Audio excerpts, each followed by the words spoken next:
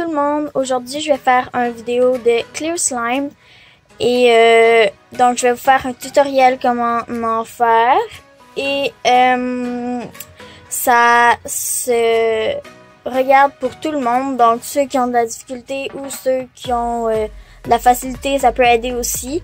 Mais c'est ça, donc ça ferait ma journée si vous pouviez donner un like, vous abonner à moi sur le bouton rouge en bas et que vous pourriez commenter quel est votre type de slime préféré.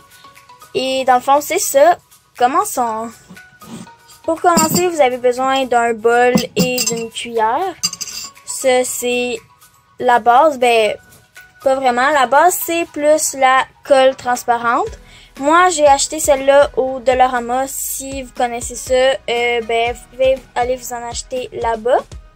Mais c'est ça. Donc, cette colle-là, ça va être ma première fois de l'essayer. Donc, oh, désolé. Si ça vire mal, vous êtes là avec moi pour le découvrir.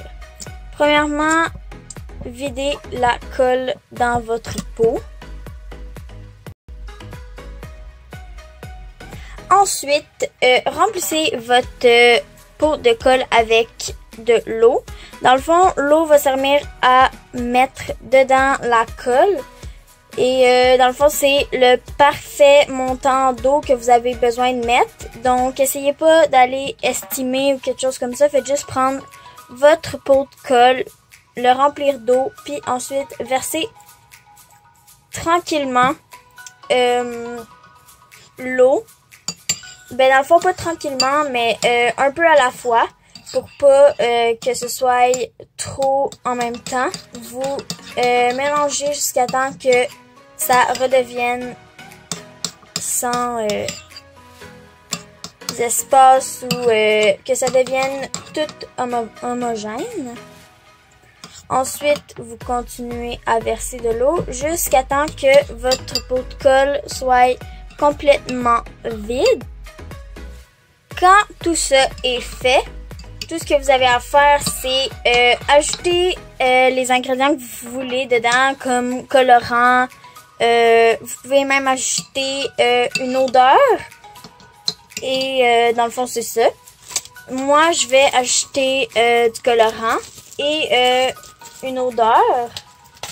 Ça peut avoir l'air un peu liquide, mais sinon, votre slime va avoir l'air d'une roche. Donc, je vous suggère pas d'essayer sans mettre de l'eau.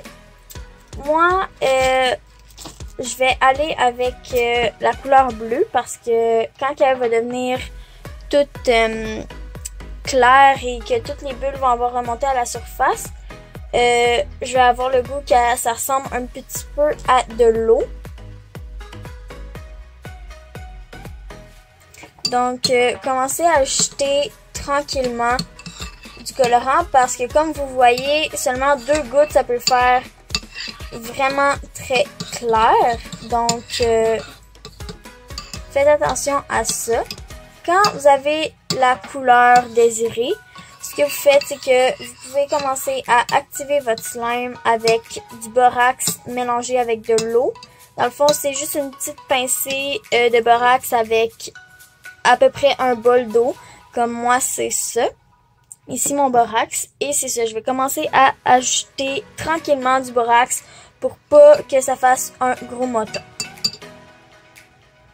Donc moi ce que je fais, c'est que je prends le bouchon de mon pot de colle, puis ensuite je verse un bouchon à la fois et je mélange pour pas que ça fasse trop à la fois parce que ça fait déjà, je vois déjà des petits motons se former, oh, comme ça. Donc, il faut vraiment faire attention parce que ça va vraiment vite.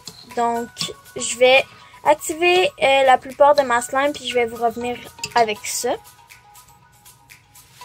Donc, c'est totalement normal que ça fasse des motons comme ça. C'est comme ça que votre slime va monter en une grosse slime. Comme vous voyez, il y a juste ce moton-là qui est activé. Dans le fond, c'est très normal. C'est juste parce que quand on vide notre portion de borax, il y a une partie qui absorbe plus le borax que d'autres.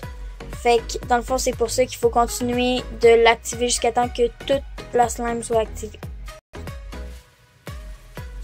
À un stade, vous pouvez commencer à mélanger les motons avec la slime qui n'est pas encore activée.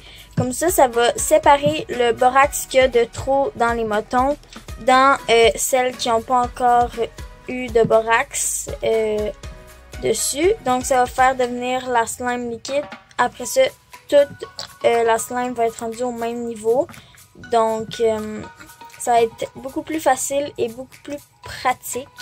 Parce que si vous commencez à séparer les motons des liquides, ça va finir que votre slime va être trop activé parce que chaque petit moton va avoir eu trop de borax à l'intérieur. Donc, mélangez jusqu'à temps que tout se soit tout rendu devenu un peu motonneux mais liquide encore. Et comme vous voyez, à un certain moment, ça commence à devenir un seul moton. Et vous pouvez continuer à le massager, votre slime, jusqu'à temps que tout soit bien mélangé. Et ensuite, vous verrez si votre slime a besoin de borax encore. Donc, moi, j'avais vu des vidéos qui, eux, ils séparaient les motons du liquide. Je vous suggérerais de ne pas faire ça parce que ensuite, votre slime va être trop activé. Comme vous pouvez voir, j'ai mélangé tout le liquide avec la slime qui était en moton. Et ça devient une texture beaucoup plus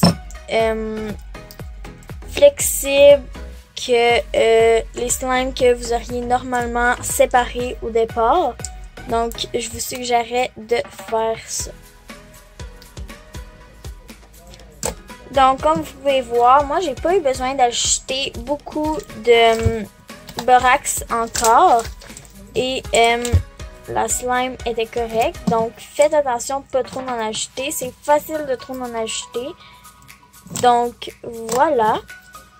Et si vous trouvez que la slime est un peu trop... dans le fond, n'est pas assez étirable, vous pouvez juste ajouter du gel pour les cheveux. Et ça va tout arranger.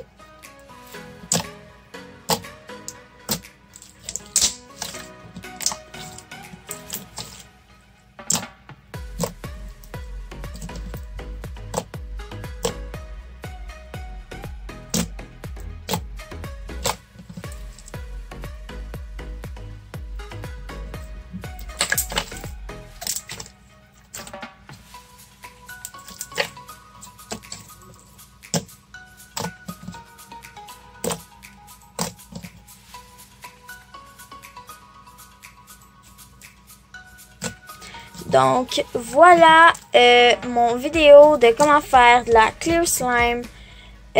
Merci d'avoir écouté. Ce serait vraiment gentil si vous pourriez vous abonner. Et j'espère que vous avez aimé ça. Si vous avez aimé ça, s'il vous plaît, likez mon vidéo. Et merci d'avoir écouté. N'oubliez pas de la laisser dans un plat fermé pour 3 jours si vous voulez qu'elle devienne claire comme de l'eau. Bye!